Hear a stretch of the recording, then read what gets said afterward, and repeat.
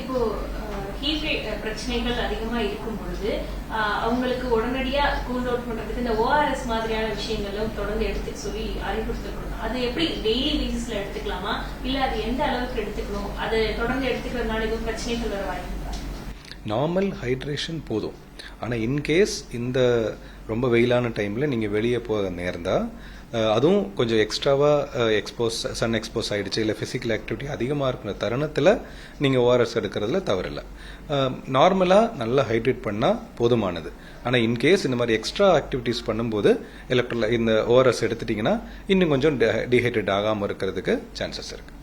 இப்போ குழந்தைங்களை பொறுத்த வரைக்கும் இப்போ வெளியே விளையாடணும்னு சொல்லுவாங்க. இது சம்மர் ஹாலிடேஸ் வேற இருக்கும். ஸோ அந்த டைம்ல அவங்கள ப்ரிவென்ட் பண்ணிக்கிறதுக்கு அவங்க என்ன மாதிரியான விஷயங்களை அவங்களுக்கு நம்ம இன்சிஸ்ட் பண்ணலாம், என்ன இன்டேக் கொடுக்கலாம், அவங்களோட ட்ரெஸ்ஸிங் இதுல என்ன மாற்றலாம், அந்த மாதிரி விஷயம் சொல்லணும்னா என்ன சொல்லுங்க? இப்போ அந்த காலத்துலேருந்தே நம்மளும் அதான் பண்ணியிருக்கோம். கண்டிப்பாக வெயிலில் விளையாடட்டுங்க, பட் ஹைட்ரேட் பண்ணுறது முக்கியமாக பார்த்துக்கோங்க.